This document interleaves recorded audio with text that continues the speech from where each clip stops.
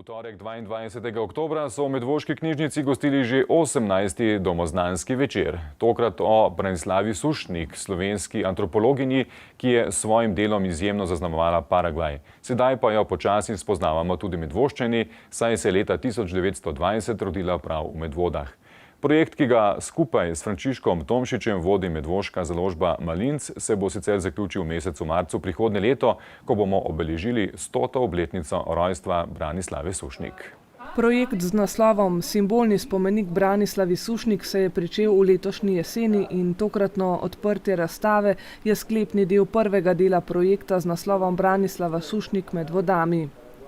S projektom poskušajo metaforično obrniti vlogo antropologa in Branislavo Sušnik ponovno prinesti v njen rojstni kraj v obliki podobe, ki je hkrati eksotična in lokalna, saj nam to lahko v vsej svoji kompleksnosti pomaga bolje ugledati sebe, pa tudi razumeti, kako vidimo druge, pojasnjujejo avtorji projekta Medvoška založba Malinc v sodelovanju z urugvajskim umetnikom slovenskih korenin Frančiškom Tomšičem.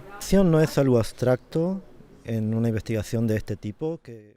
Frančiško Tomšič pravi, da raziskava ni nekaj abstraktnega in ne interdisciplinarnega, kjer pri uporabi različnega kupa ved na koncu ne uporabimo nobene.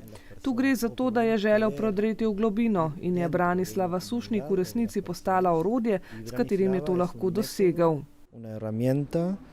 Y una presencia para hacer eso. Porque la idea original del proyecto, y esto sí es interesante... Zasnova projekta je zanimiva predvsem zato, ker skušajo obrniti vloge, saj je vloga antropologa, da gre v tujino, v neznane kraje in spoznava nove ljudi in druge kulture. Tukaj pa z enakim orodjem, vendar v obratni smeri, vračajo Branislavo Sušnik v domači kraj, kjer jo opazujejo in s tem opazujejo tudi Medvoščane. Convertir a Branislava Sušnik en algo que a la vez es de aquí, pero extraño. Invertir la relación del antropólogo con su lugar de origen. Frančiško Tomšič pravi, da ga najbolj zanima, kako je lahko nekaj, kar je za nekoga vsakdanje, običajno in mu ne posvečamo nikakršne pozornosti, za pogled skozi oči drugega človeka nekaj povsem nenavadnega in drugačnega. Zato to ni samo antropološki projekt, ampak tudi sociološki, političen in nenazadnje jezikoven. In umetnost je potem tista, skozi katero se potem te stvari izrazijo skozi simbole, skozi ideje na različne načine. Poudaril je še, da želijo rezultate ankete še bolj izpostaviti v umetniški obliki in jih bodo predstavili tudi na razstavi prihodnje leto. Ko so začeli s tem projektom, je bila Branislava Sušnik zelo slabo poznana, čeprav je v Paragvaju opravljala izjemno delo.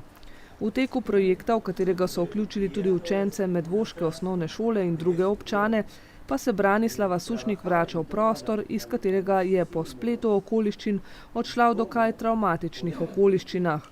Ko so ubili njenega očeta, ki je bil vodja žandarjev v Ljubljani, je bila nekaj časa zaprta in je potem pobegnila ter odšla v Buenos Aires, odkoder jo je pot vodila v Urugvaj, kjer je živela do svoje smrti leta 1996.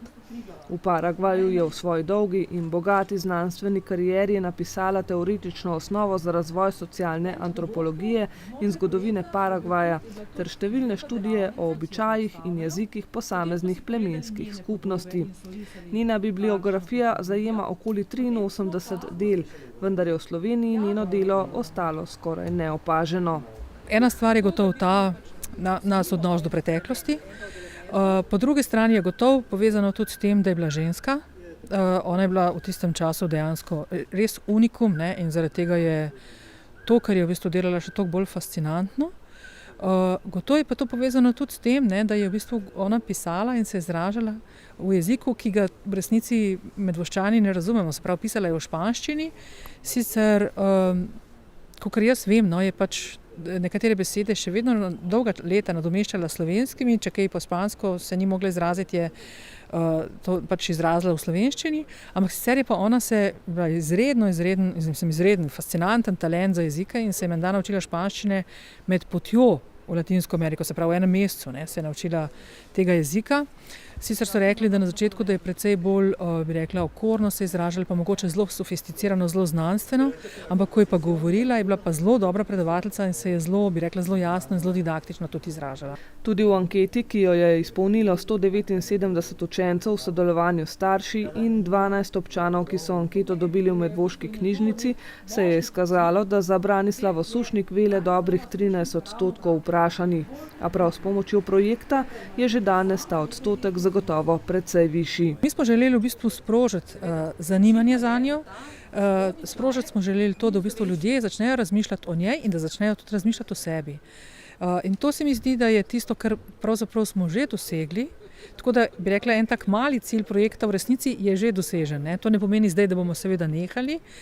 Želeli bi v bistvu pač še naprej o njej govoriti na različne načine.